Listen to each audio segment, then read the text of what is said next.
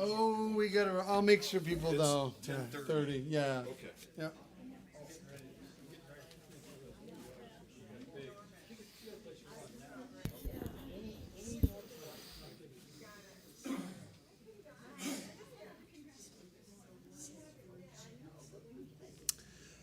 Good morning. It is that magic time, 10:30. Welcome to the UU Fellowship of Charlotte County. And this morning we will have an opening anthem, which is 1030. So it's 10:30, which is Sia Hamba.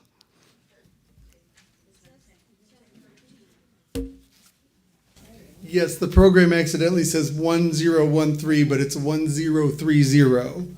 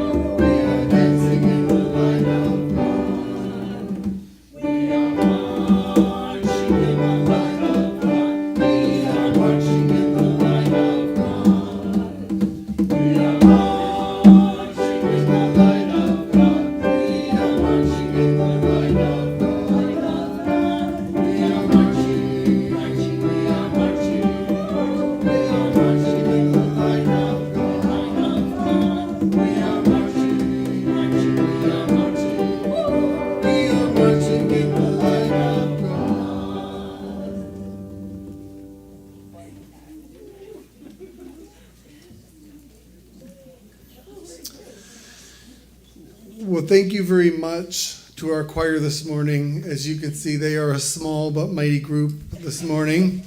We have a couple of people out because of the dreaded COVID from our choir today, so bear with us. Again, I'd like to welcome you to the UU Fellowship of Charlotte County this morning. I am the worship associate, Ryan Richardson.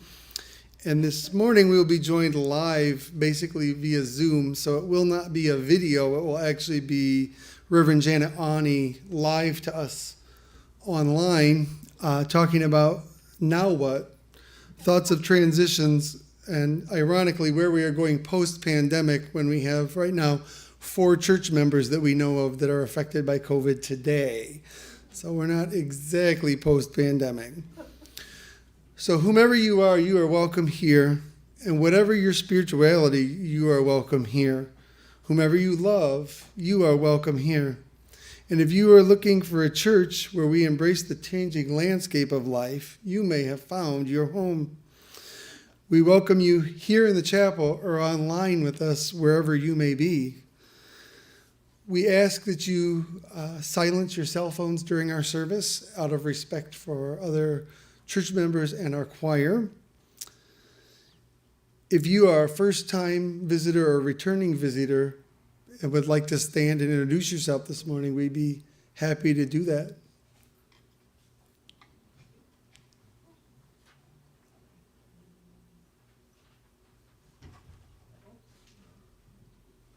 We are returning visitors. Welcome. We have one new person, our good friend. Good morning.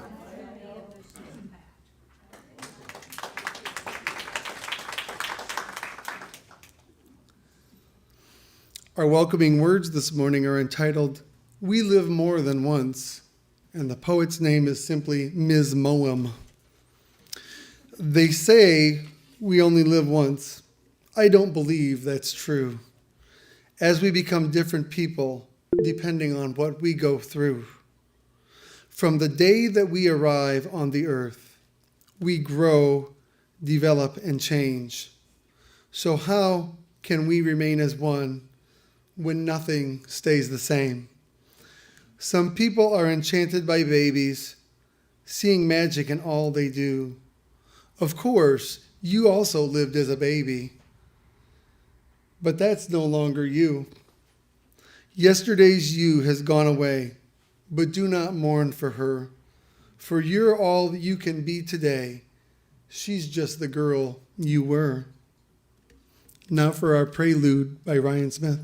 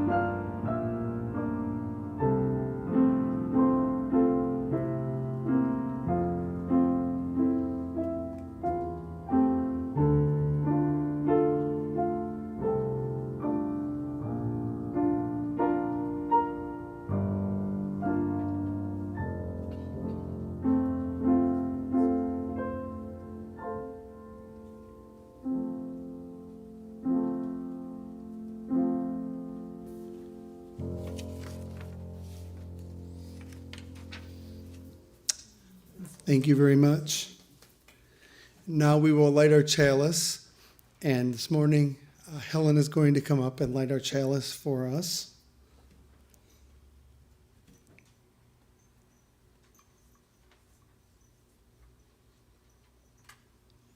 And we will recite our covenant, which is love is the spirit of this fellowship, and service is its law. This is our aspiration, to dwell together in peace, to seek the truth in love, and to help one another. Thank you.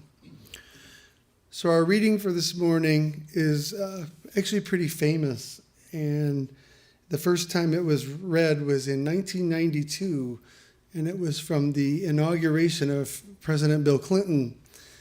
And it was my first exposure as a 11-year-old grade schooler to a great poet named Maya Angelou. And this is entitled, On the Pulse of the Morning.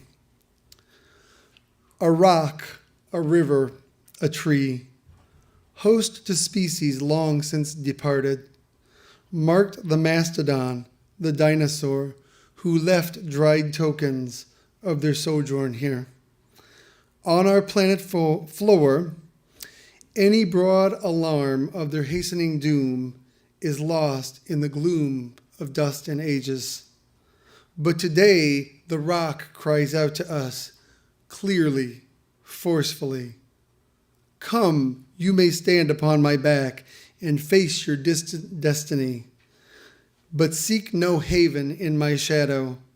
I will give you no hiding place down here. You, created only a little lower than the angels, have crouched too long in the bruising darkness, have lain too long, face down in ignorance. Your mouths spilling words, armed for slaughter. The rock cries out to us today, you may stand upon me, but do not hide your face. Across the wall of the world, a river sings a beautiful song.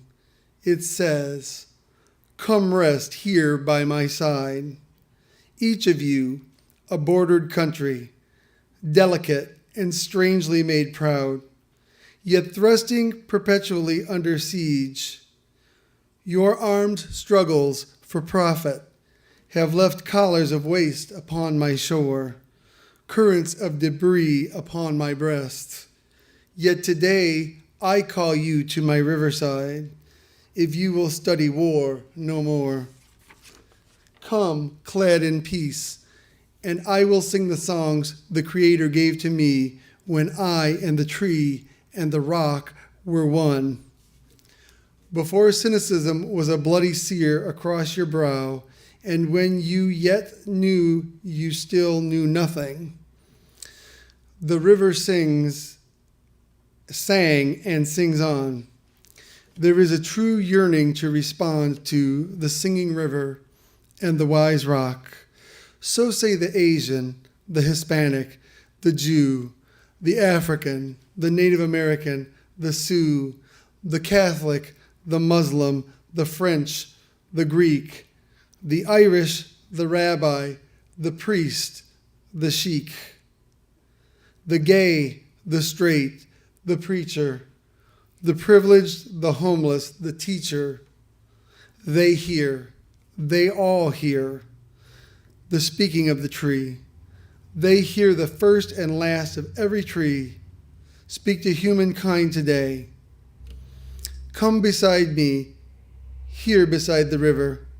Plant yourself beside the river. Each of you, descendant of some passed-on traveler, has been paid for. You who gave me my first name, you, Pawnee, Apache, Seneca, you, Cherokee Nation, who rested with me, then forced on bloody feet, left me to the employment of other seekers, desperate for gain, starving for gold. You, the Turk, the Arab, the Swede, the German, the Eskimo, the Scot. You, the Ashanti, the Yoruba, the Kru, bought, stolen, sold, arriving on the nightmare, praying for a dream. Here, root yourselves beside me. I am the tree planted by the river, which will not be moved.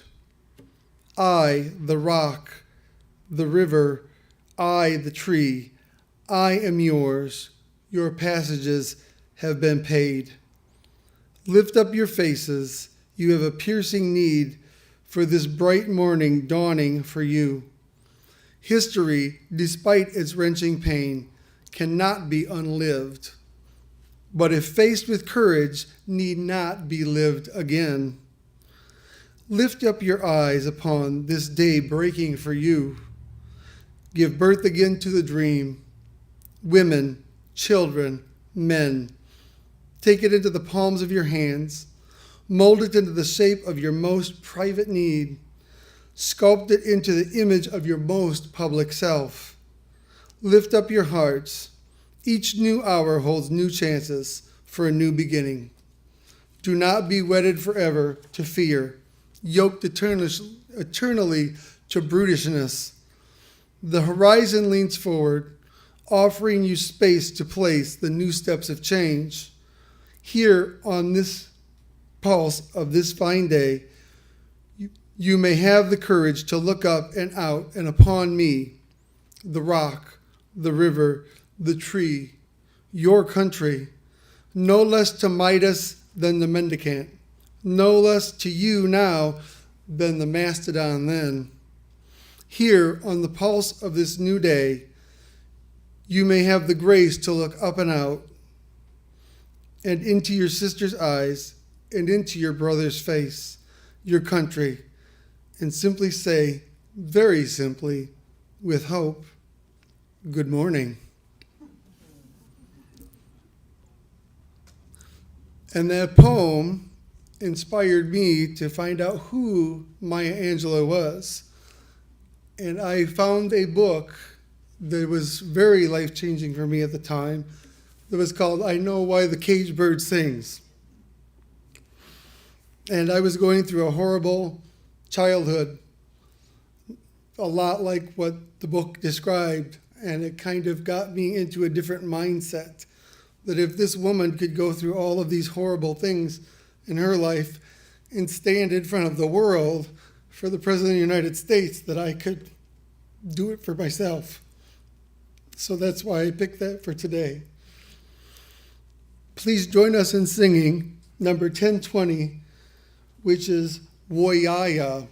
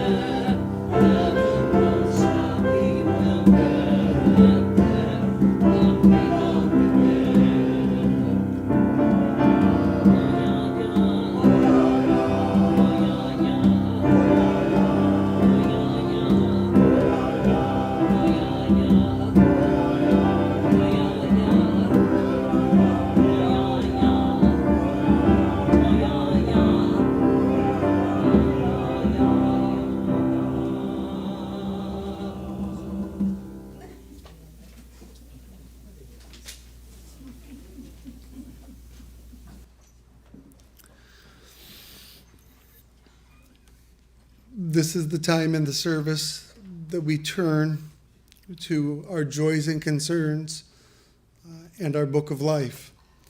So if John Lee will bring up our book of life, as a worship committee, we've made a change in the hopes of a little more interaction with the congregation. So I will do our book of life, and then once I've done our book of life, I will come down and you can see that we have a table set up with our stones and our bowl. And we've decided as a group that it would be nice to have stones available for people to come up, and you can either verbally share, we have a microphone, you can share your concern aloud or your joy, or you can simply just place your stone and in silence if that's what you prefer.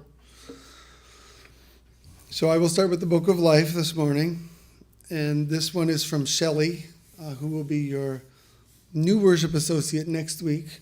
She is up with family this week, and she says that so much happened in her life last week, and that it was the 40th anniversary of her mother's passing. At the time, she was only 27 when her mom died, which was way too young for her and way too young for her mother to pass.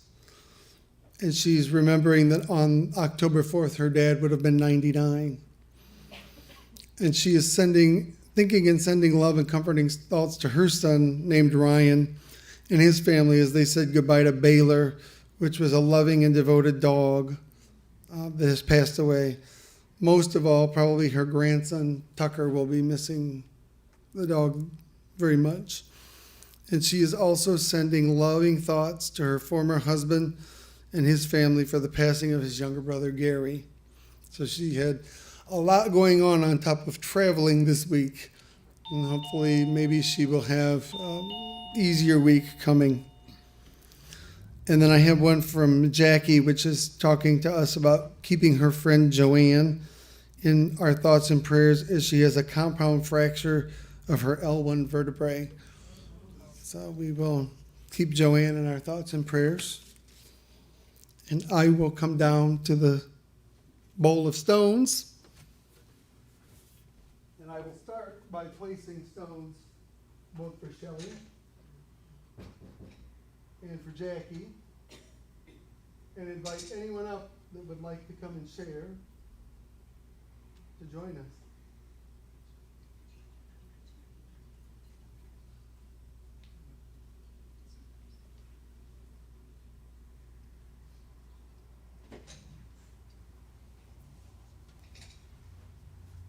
I'd like to share that I'll be going to Northport tomorrow to take a friend up. She had a positive test for colon cancer, so we're gonna go. She's gonna have a colonoscopy tomorrow. Oh, it's not. That would be helpful when the stand doesn't want to. Yeah, I guess we'll go here. All right. It's on. It's just, it's a little, do this. My war protest sign said, "Dumb men start wars." I still stand by that.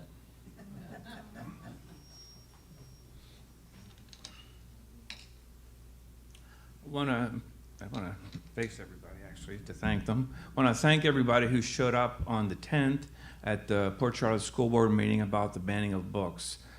So PFLAG, Port Charlotte, and Array were very pleased with your showing, and it meant so much. So the follow-up is we're waiting to have a meeting of Array and PFLAG with the board themselves. Again, thank you and appreciation. And you may not be aware, but you were on the homepage for Yahoo last week. So you made it to a national audience. Congratulations, Patrick.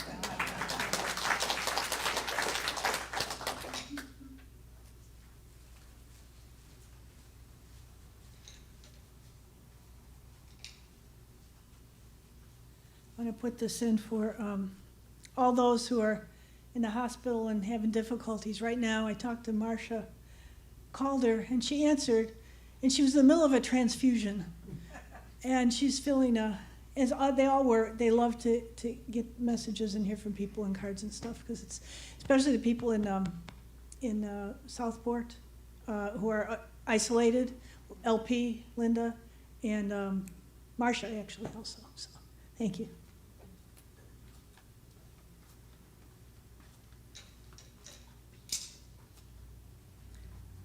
I wanted to, actually, I should put 3 stones, I think. My sister, who was just diagnosed with cancer. Debbie Conrad's going in for surgery for her knee tomorrow, and I'm sure she'll do well. And keep her in your prayers. And Roxanne, who continues to rehab at Port Charlotte Rehab Center and is struggling to get back to normal. Thanks.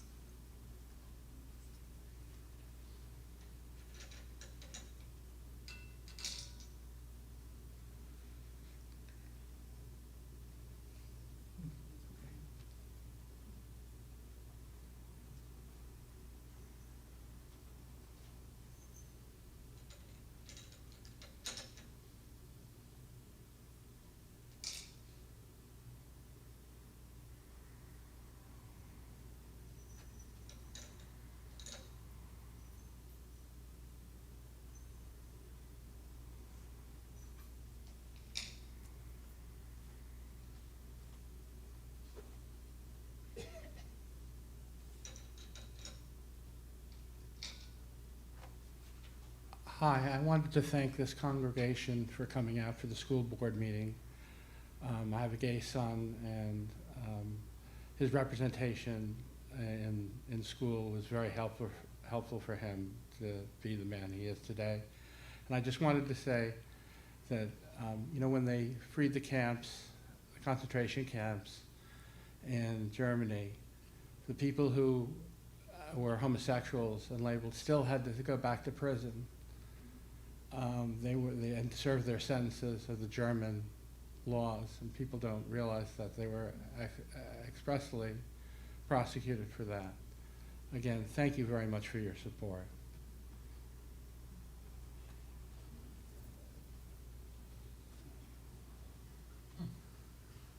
And I will place this last stone for all the joys and concerns that we hold in our hearts. It'd be too tender to say out loud today.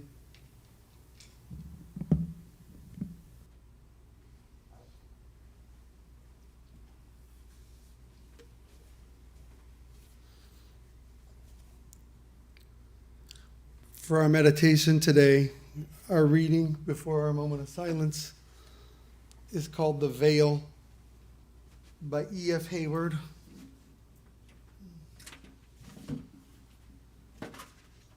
Sorry guys, I'm gonna have to make do here. The mallet's missing. If we could see ahead a little way and know what is in store for us tomorrow, just peep behind the curtains of today and get a glimpse of future joy or sorrow. Would we be able to foretell the bad, forestall the bad, and in its stead have only the pure and good? Or would that knowledge only make us sad? Now I wonder, as I ponder, if it would. Perhaps 'tis better that we cannot see beyond the veil which hides tomorrow's light. And living thus in doubt, perhaps we'll be much happier with the things which are in sight.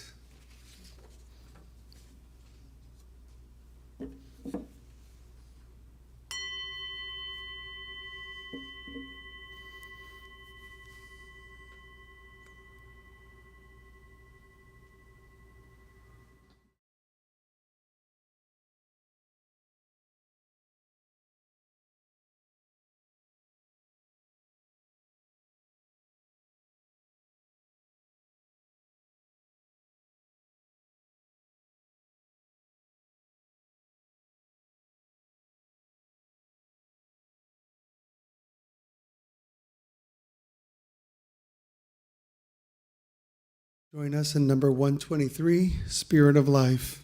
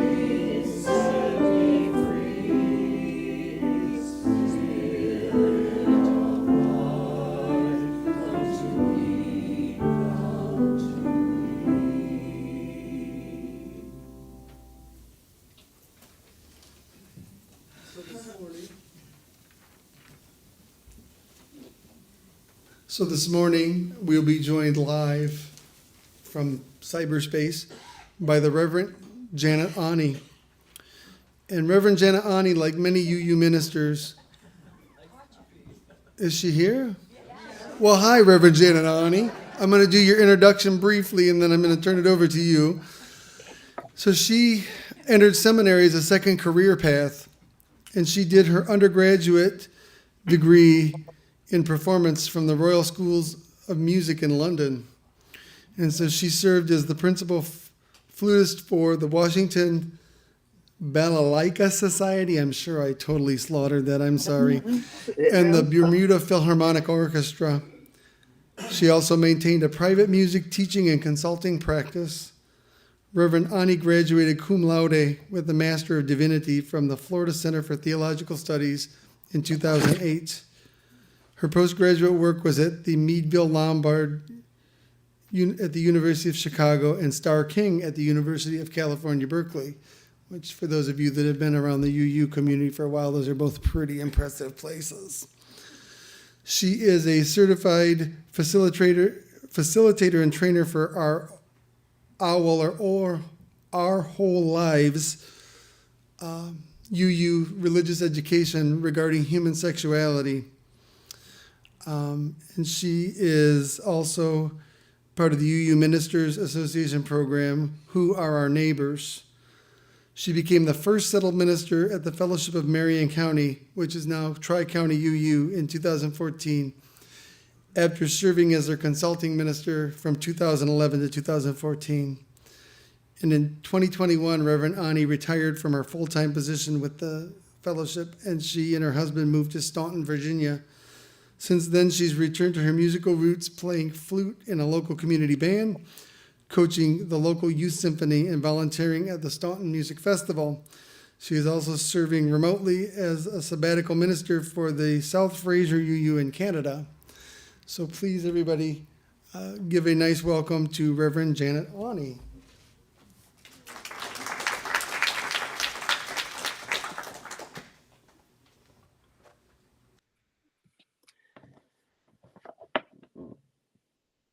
Hello, Port Charlotte.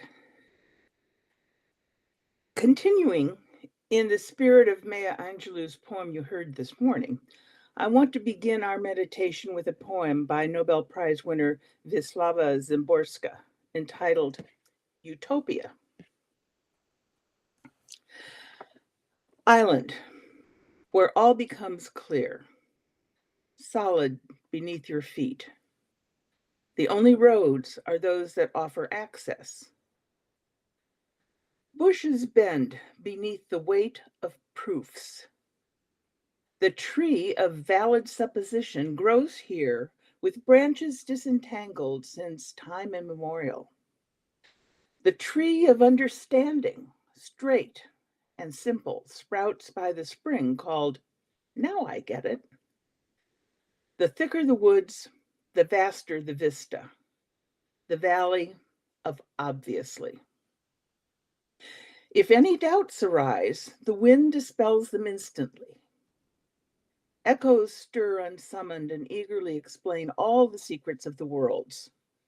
On the right, a cave where meaning lies. On the left, the lake of deep conviction. Truth breaks from the bottom and bobs to the surface. Unshakable confidence towers over the valley. Its peak offers an excellent view of the essence of things. For all of its charms, the island is uninhabited, and the faint footprints scattered on its beaches turn without exception to the sea. As if all you can do here is leave and plunge, never to return, into the depths, into unfathomable life.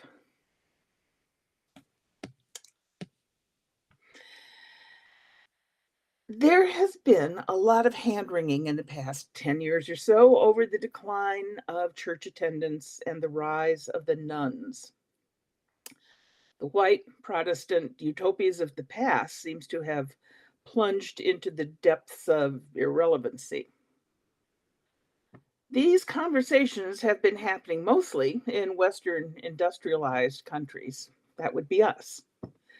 Congregational ministers are leaving the profession altogether, and seminarians are increasingly opting for alternative forms of spiritual leadership, community ministry, including the chaplaincy path, or entrepreneurial ministry, which features community building outside the traditional structures and traditions. We are in a period of transition, a hinge time in human history that happens every 500 years or so, when everything undergoes a foundational realignment. This includes our societal mores and our institutions. 500 years ago, the Protestant Reformation was in full swing. Europeans arrived in the Americas, and the scientific revolution laid the groundwork for a society focused on knowledge and rationalism rather than religion. Today, we are in a similar period of transition. Systems of governance are in turmoil. Global communications are available almost instantaneously, and artificial intelligence beckons or threatens, depending on your outlook, to define us, what it is to be human. Religious institutions have never been, and are not now, exempt from these transitional times. Reverend Kathy Schmitz made the distinction between change and transition. Change, she said, is external. It's something that is imposed from without. Change is external. Certainly, the closure of religious buildings is a change. It's external. I read somewhere that there are more churches for sale than there are houses for sale. That is a change. Transition, on the other hand, is internal. It is a movement from one perception or an outlook to another. That movement comes from within. How we view the preponderance of church clothing speaks to transition. Transition is when one's perception of an event shifts. While transitions fuel change, change also fuels transition. It's a cycle. Remember that because we're going to be talking about transitions today. So let's take a breath and return to some basics about building and belonging to a religious community. Religion has historically done four main jobs.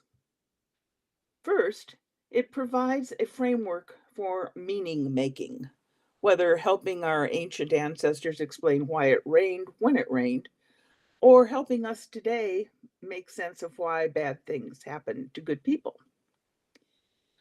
We are hardwired to be meaning-making creatures, to ask why. So we don't see this changing anytime soon. The second job is that religion offers rituals that enable us to mark time, process loss, and celebrate joys, from births to coming of age to family formation to death. Now, any repeated action that's imbued with meaning is a ritual. One of my daily rituals is making my bed. It starts my day with the sense that my life is in order. I am in control. No matter what the day brings, and shows that my control is an illusion, a made-up bed makes me feel grounded in at least one aspect of my life. You probably have similar practices. Our Unitarian Universalist communities begin our gatherings with the ritual of lighting a chalice. Rituals are important in locating us in ourselves, in our relationships, and in our communities. The third job of religion is that it creates and supports communities, allowing each of us to find a place of belonging. I'm going to go into this a little bit deeper in a minute. Finally, fueled by the first three jobs, religion inspires us to take prophetic action, to partake in building a world that is more just, more kind, and more loving. Through the pursuit of these four jobs, religious folks might also experience a sense of wonder, discover some new truth about themselves or the world, or even have an encounter with the divine. This morning, I want to talk about the third job. Religion creates and supports community, allowing each of us to find a place of belonging. Belonging. This is not the same as fitting in. Brene Brown defines belonging as being part of something bigger, but also having the courage to stand alone and to belong to yourself above all else. In that case, belonging is actually the opposite of fitting in. Fitting in means that we are changing ourselves to make other people like us. We humans, being the social creatures that we are, want other people to like us. Why? Well, so we have an identity with a group, with something larger than ourselves. We want this so we won't be lonely. This is why the practice of shunning is such an effective punishment for violating group norms.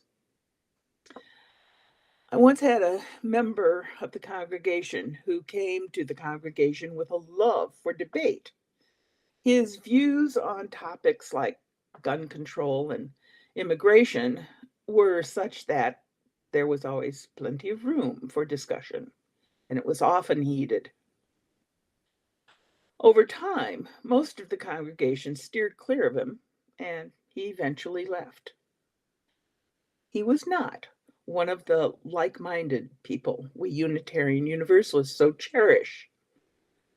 He was unwilling to fit in. At the same time, he was desperate to belong. The sad part of this experience is that no one, including me, was willing to hear why he believed what he did. There was no effort made to find a place in that community where he could truly belong. He presented as someone counter to our Unitarian Universalist values. But in fact, he was making a heroic effort. He was volunteering for everything and trying to be in dialogue with people whose values were different than the ones he grew up with. In trying to fit in, he was trying to change. He was trying to find a place of belonging. A recognition that came to me and the community too late.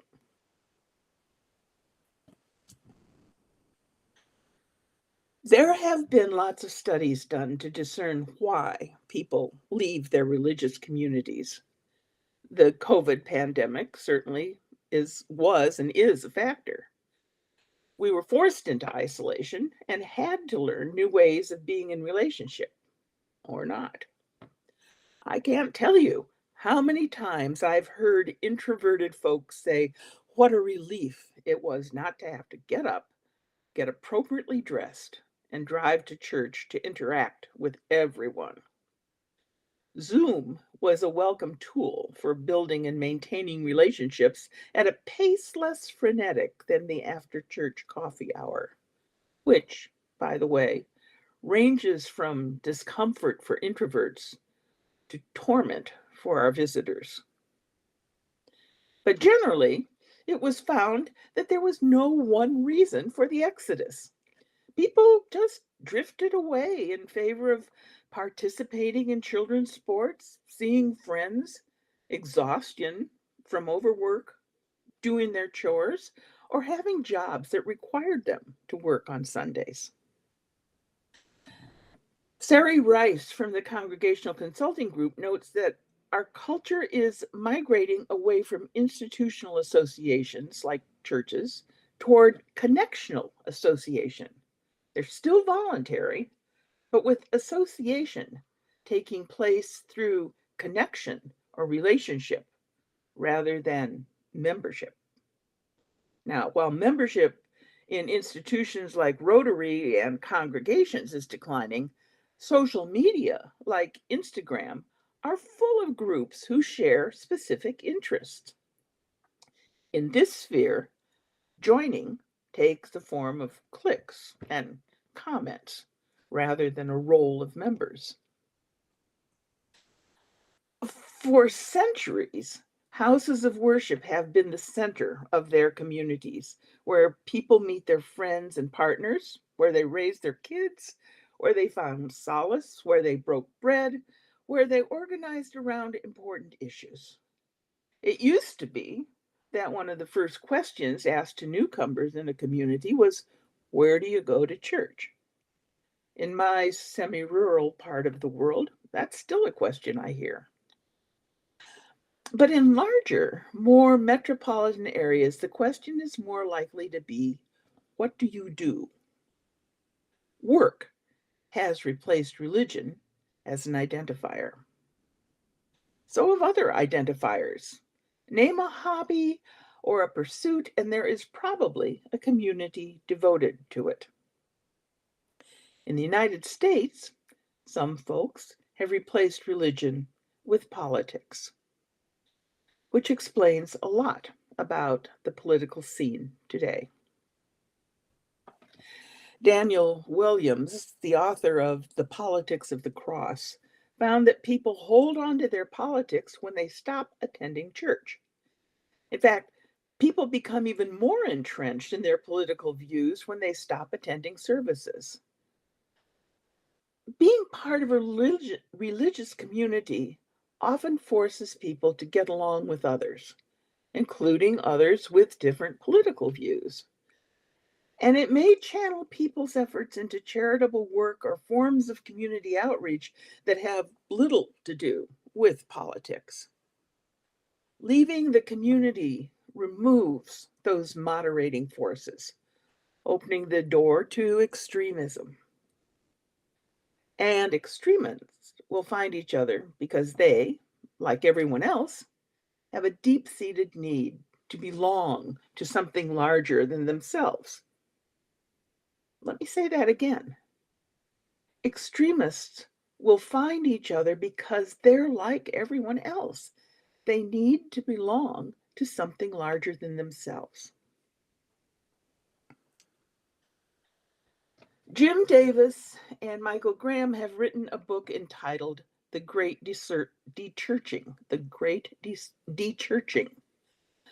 which is a sociological study of why people are leaving institutional religion and what could be done to bring them back. I haven't read it, but I have a couple of thoughts about bringing people back. First and foremost, I'm not so sure people want to come back to the 1950s style religion. Instead, let's imagine that this time could be the beginning of a new moment for churches, a moment marked less by aspiration to respectability and success, with less focus on individuals aligning themselves with industrial nations' values and assumptions and measures of success. Let's imagine a church or any religious institution could model better, truer sorts of communities, ones in which the hungry are fed, the weak are lifted up, and the proud are cast down. Such communities may not have the money, success, and influence that many churches have often pursued in recent years. But if such communities look less like those churches, they might also look more like the sorts of communities Jesus expected his followers to create. There is a 220-year-old church in the middle of my small town that has an average Sunday attendance of about 40 people. The entire upper floor has an indoor gym and classrooms for the children. The kitchen is equipped to industrial standards. In fact, the whole facility is constructed to house a 500-member intergenerational congregation. You would think, with 40 members on every Sunday, that this is a dying church. And by some measures, it is. But it has a food ministry that hosts a food pantry open to all comers twice each week and delivers food to homebound people twice a month. Classrooms have been utilized as food storage areas. This initiative is staffed entirely by volunteers, most of whom are not church members. These volunteers also participate in the noontime lunches held across the street. This church is known countywide for their thriving programs to feed the hungry. But the sanctuary is almost empty. How are we to think about this place? The number of members have dwindled, but the number of non-member volunteers has expanded. Is it still a church? Is it still a religious institution if the main identity is not the worship service, but the feeding programs? This leads me into my second thought. Let's jettison the bemoaning the decline of attendance and affiliation, the old metrics of a successful religious organization. Instead, let's look at the signs of life that are popping up elsewhere, like the one I just described. Remember that the third job of religion is to create and support communities, allowing each of us to find a place of belonging. For example, people are joining small groups through offerings like the New Wine Collective, a movement helping people build spiritual communities. Nearness is a platform for nurturing your spiritual life while discovering community online. The Church of the Larger Fellowship is a Unitarian Universalist online platform that does the same thing. Also online are curricula like Our Soul Matters. And people are pursuing faith-driven justice work with organizations such as the Faith Matters Network and Living Redemption. The Glean Network has incubated programs focused on building communities. People are preparing for the end of life with informal conversations, both online and in person, in death cafes. Now, all of this is not to negate the importance of gathering in person. Columnist Perry Bacon Jr. noted, "The Saturday farmers market in my neighborhood and a weekly happy hour of Louisville area journalists provide some of what church once did for me. Consistent gathering of people with some shared values and interests." He said, "I've made new friends through both, and there are plenty of other groups and clubs I could join. But none of these gatherings provide singing, sermons, and solidarity all at once."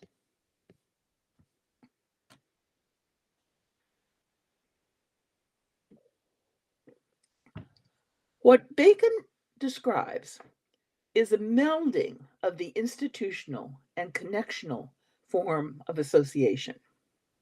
Singing, sermons, and solidarity, and the Saturday farmers markets. This has been my experience in many of our congregations. You continue to come together in both large and small groups outside the Sunday gatherings. Like the writer Dante Stewart said, "I've come to believe that being together in a coffee shop, at a concert, in a church, at a bar, outside, inside, online, day, night, being together is one of the greatest tools of our resistance and defense. Gathering in these places remind us that we all want a little hope and love. We all want someone to say, 'I am better because I met you today.'" We all want to belong. But the place where that belonging is found is not as important as the people who inhabit it. It's always the people. In this time and place, we are called to desert Szymborska's island of clarity and plunge into the depths of transition and change, into unfathomable life. Let us hold each other's hands as we dive. Blessed be. Inshallah. Amen.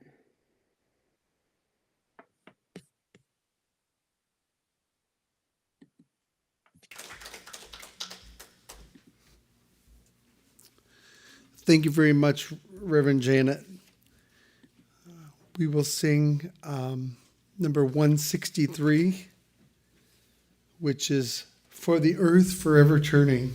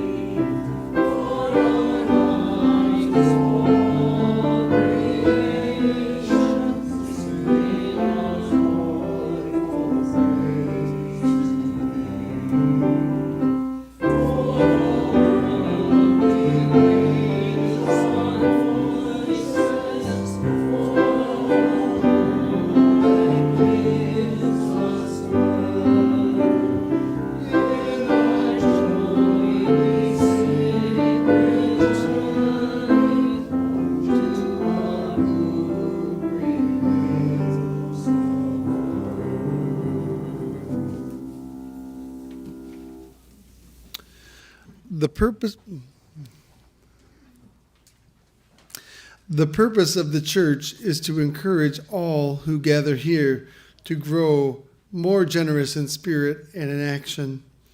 This is the great end of all the world's faith traditions, to bring the human being closer to the divine by acts of creation and compassion. We now take our offering that allows us to exercise that all-important generosity of spirit, an offering that will support this self-supporting church and its many ministries. The gifts of the congregation will be most gratefully received. If using Venmo, put UUFCC offering in the memo line. And also, if it's for something other than the general collection, please include that there.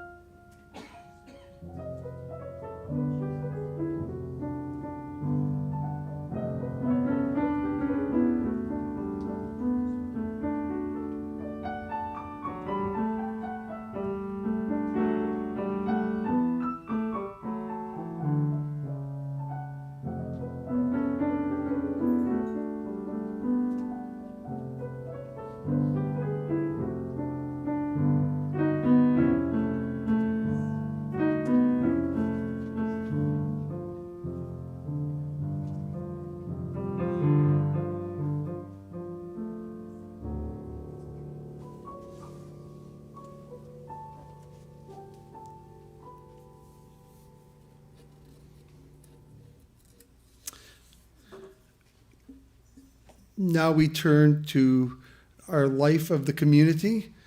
Please refer to the calendar that's been provided and also the UUFCC website for information on things going on this week. I have two people coming up to speak, and the first one is Corey, and then the second one will be John Lee. So,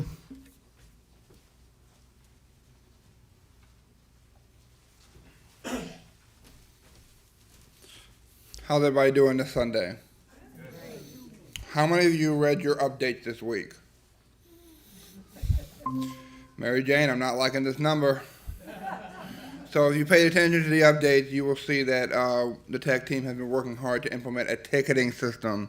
And I can now confirm that it is live. So basically, if you have any tech requests, concerns, or comments, you will send it to this ticketing system. If you have an outside organization that wants to use the space and you need to hire me or maybe get one of us to volunteer, it'll be the ticketing system. So instead of coming up to us now, you can just email it into the ticketing system. The email is helpdesk@uufcc.org. If you want to write that down, or if you want to read your updates, it's there. I think Mary Jane will send it out maybe once or twice more, and then that's it. Now, the second announcement is, I don't know if you noticed, but Reverend Onnie was here a little early this week. She's actually been with us the whole service, which is new with the Meet system. I figured out a magic button, so now we can have them follow with the meeting instead of the YouTube. Now, I'm the only one who knows how to do that, so don't ask Tom just yet, okay? All right.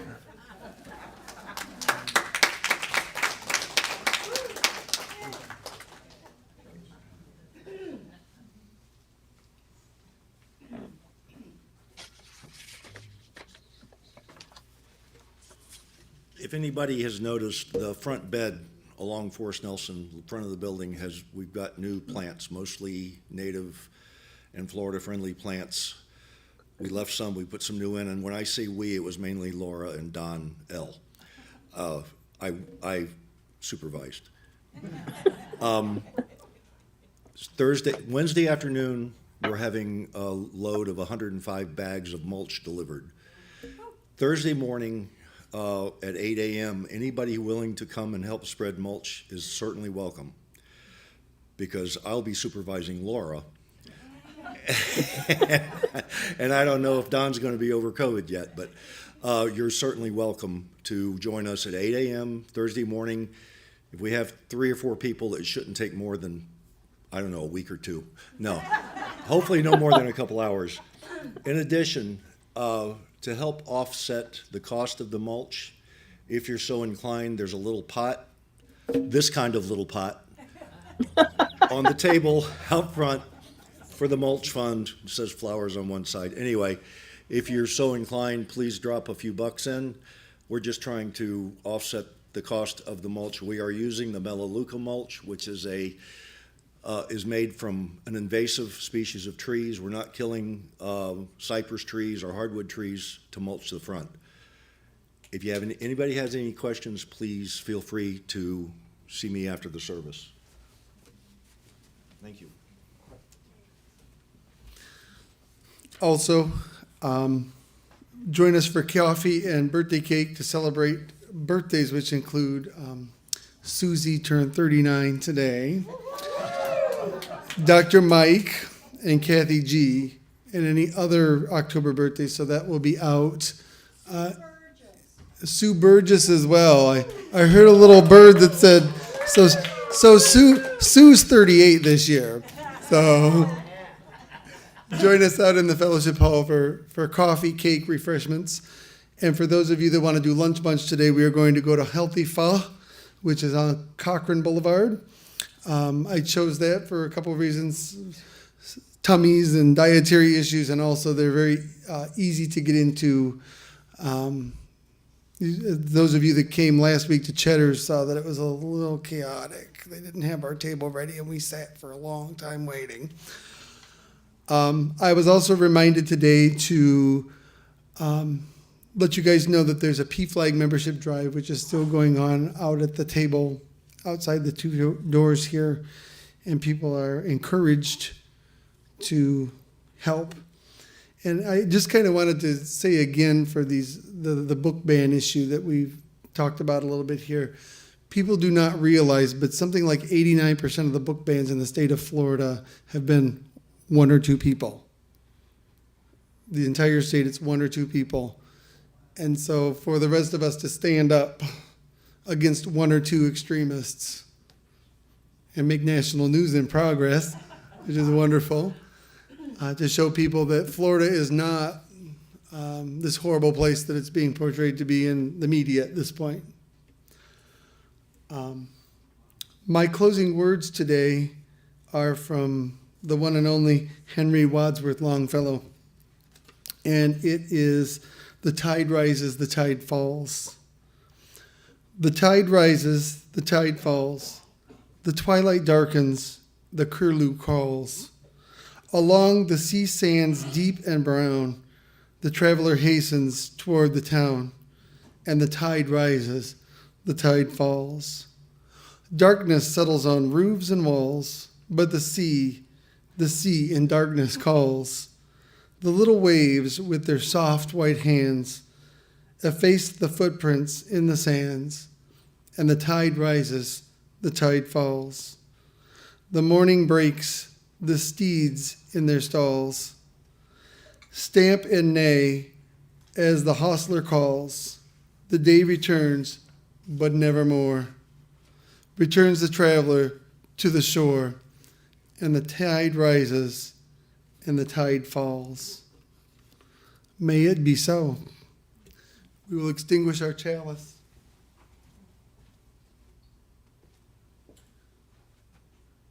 We extinguish this chalice, but not the light of hope, the fire of commitment, or the warmth of community. May those ideals shine in our lives and warm our hearts until we are together again. Go now in peace. Our closing hymn is number 386. It's Alleluia. And then we'll have a postlude.